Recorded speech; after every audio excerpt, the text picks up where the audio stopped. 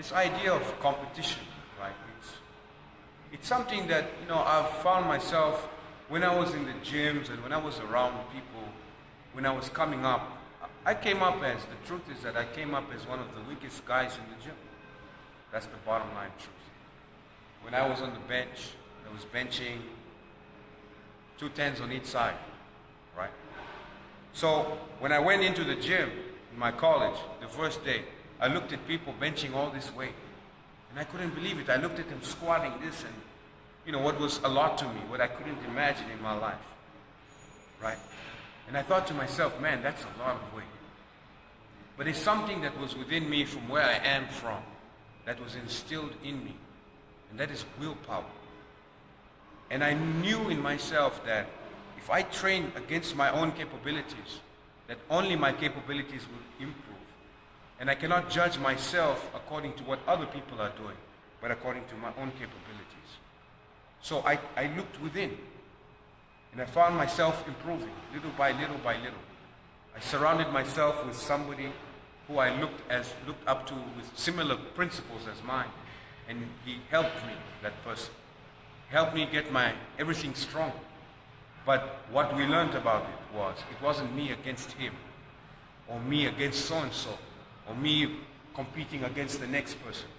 But it was me looking within and competing against myself, against my own abilities, against my own weaknesses, against my own insecurities.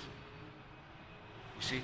And so in that process, I became stronger and stronger and stronger, to the point where I became the strongest person in the gym. So if I was competing against everybody else, now I've done my job. I'm the strongest person. I have nowhere to go. That's not true. The stronger I got, the humbler I got. The more humble I got, the more I worked, because I realized I want to get stronger. There's no end to it. There's no end.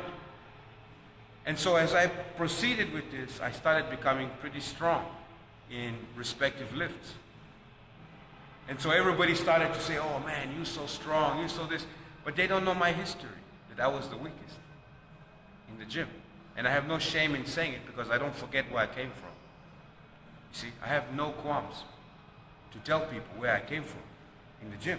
But I knew that I had this, and I had this, and I knew that it was me against me.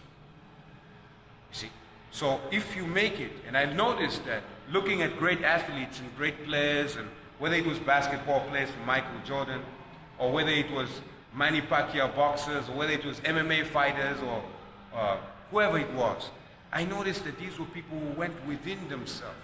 It was not about them against the next person, but it was about them against them.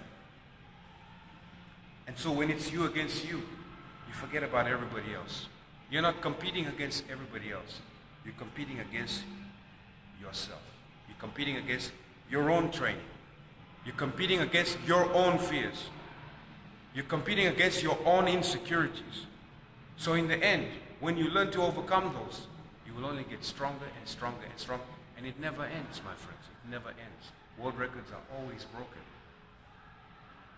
So if you're competing against the next guy, once you beat the next guy, what happens next? What happens if you're all alone on top of the mountain and you have nothing to compete against?